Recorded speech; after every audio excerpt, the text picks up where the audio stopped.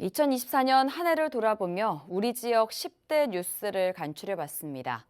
지난 12월 3일 선포돼 6시간 만에 막을 내린 비상계엄과 여전히 진행 중인 탄핵 과정이 해를 넘기겠는데요. 당연히 지역에도 막대한 파장을 불러오고 있습니다. 먼저 박원기 기자가 탄핵과 전북 도정 전반 5개 뉴스를 살폈습니다. 지난 12월 3일 늦은 밤 윤석열 대통령은 대국민 담화를 통해 비상계엄을 선포했습니다. 6시간 만에 막 내린 비상계엄은 대한민국 정치와 경제, 사회와 외교, 또 문화 등 모든 방면에 엄청난 타격을 가져왔습니다.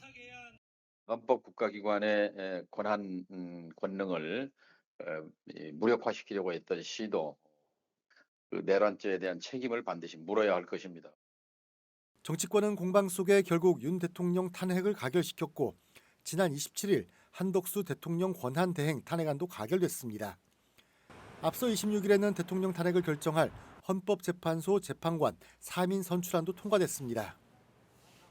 대통령 탄핵 일정은 해를 넘겨 2025년까지 이어집니다. 탄핵 정국으로 정치권과 행정부가 혼란을 거듭하는 사이 전북 현안 해결은 요원한 상태가 됐습니다. 대광법 개정안은 이춘석 의원이 국토부에 대안 준비를 요구하고 있지만 이후 이렇다 할 계획이 들어오지 않고 있습니다. 남원 서남대 의대 폐교에 따른 공공의대 설립도 막막합니다.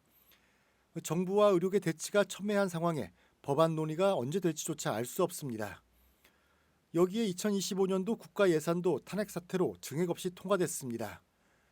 전북자치도는 사상 첫 10조 원대 확보를 목표했지만 실패했습니다.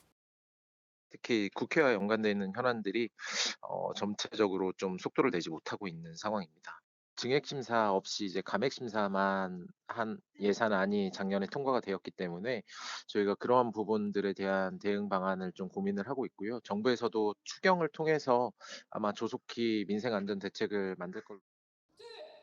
세계 한인 비즈니스 대회 개최 성공은 전북 자존심을 지켜냈습니다. 수출 상담부터 현장 수출 계약에 이르기까지 역대급 성과를 기록했습니다.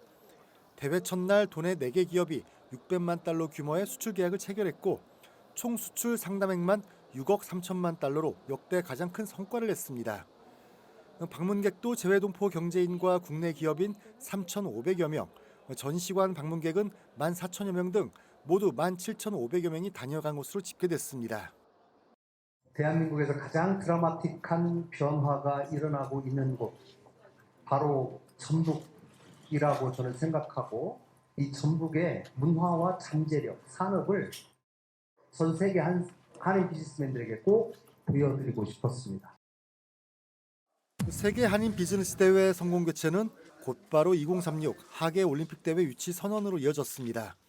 충청권과 영남, 호남권을 아우르는 비수도권 연대를 통해 서울 수도권 독점 시대를 끝내겠다는 각오입니다. 애초 2023년 잼버리 대회 이후 유치 선언을 예정했지만 파행으로 1년여 늦춰 공식화했습니다. 국내 유치 도시 선정은 내년 2월 안에 결정될 것으로 보입니다. 지난 27일 특별자치도 특별법이 본격 시행됐습니다. 자치 분권과 지역 특화 발전을 위한 상징적 법입니다. 농생명과 문화관광, 고령 친화와 미래 첨단, 그리고 민생 특화 등 5대 분야 특례를 담은 131개 조문을 75개 사업화 과제로 구체화했습니다. 75개 과제 중 시행 준비가 완료된 53건은 즉시 실행되고 나머지 22건은 2025년 이후 준비되는 대로 실행합니다. BTV 뉴스 박원기입니다.